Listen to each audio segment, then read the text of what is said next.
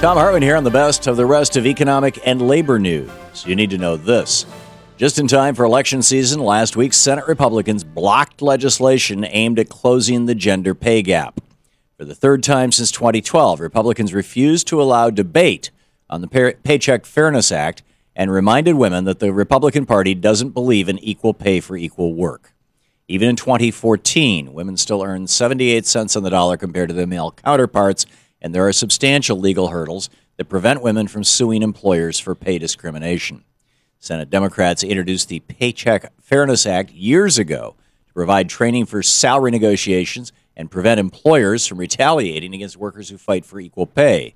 Republicans in the upper chamber claim that the legislation would mean more lawsuits and say that Democrats should be focused on other matters.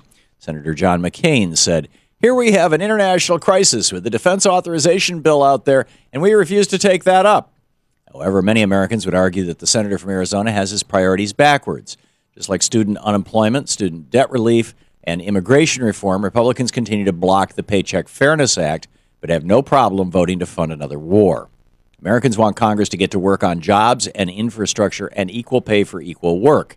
But those on the right refuse to pass anything that could be viewed as a win for the president. Come this November, it's time to remind Congress that they work for us. Let's say enough with the obstruction and elect new lawmakers who are actually listening to we the people. When the local company who owned 3 retail businesses on Deer Island, Maine, started to think about selling, their employees came up with a plan. More than 60 workers got together and bought the couple's 3 stores, the Gallery, V&S Variety, and Pharmacy, and the Burnt Cove Market, and created the largest worker cooperative in the state of Maine. The employees in all 3 businesses banded together and formed the Island Employee Cooperative, thus keeping dozens of good-paying jobs in their community. In addition to becoming their own bosses, these workers also provided a successful model that could be duplicated by workers around the country. It took over a year to form the Island Employee Co-op, but these retail workers fought hard to accomplish their goal. Thanks to that hard work, they will be able to shape their own futures, and they won't have to worry about outsourcing or corporate takeovers. Employee-owned cooperatives give power to workers, and hopefully we will see more co-ops in our future. Voters in Sweden have said no to austerity.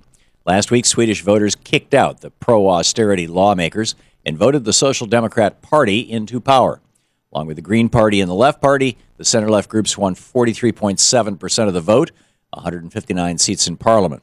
That vote forced Prime Minister Fredrik Reinfeldt to resign and to take his tax cuts for the rich and privatization policies with him. Their new leader, Stefan Löfven, is a former welder and union organizer, and he has promised to reverse Reinfeldt's austerity policies. During his victory speech, Löfven said, "The Swedish people have turned their backs against tax cuts and privatizations. The Swedish people demanded change." The austerity policies of the ousted prime minister have resulted in rising unemployment, increased privatization, and complaints about failing public services. In response to those failures, the Swedish voters changed course and elected a government that recognizes that they can't cut their way to prosperity. Hopefully voters in our country will do the same. Leave it to Walmart to find a new way to screw workers. Recently, the company announced a new dress code which will require employees to buy blue-collared shirts.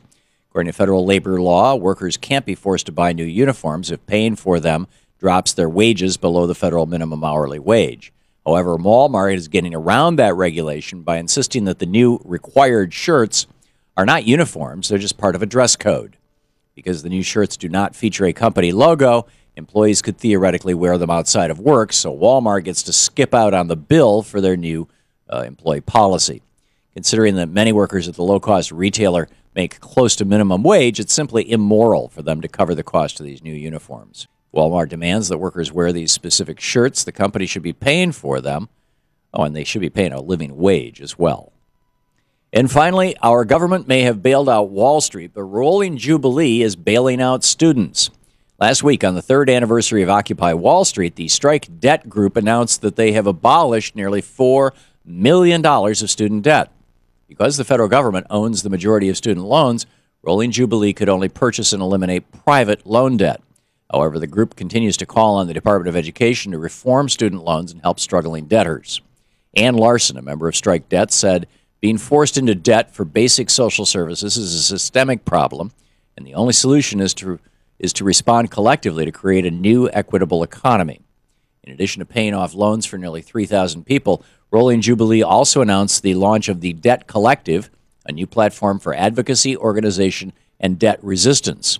A debt collective organizer explained the platform, saying, "The Debt Collective will challenge the 1% creditor class by empowering members to renegotiate, resist, and refuse unfair debts while advocating for real solutions, including free education and universal health care." End of quote. No one should be forced to destroy their credit to escape predatory loans and debts, and no one should have to be a lifelong slave to their education loans. It's time we demanded a national debt jubilee, and Strike Debt is getting that process rolling. And that's the way it is for the week of September 22nd, 2014. I'm Thom Hartmann on Economic and Labor News.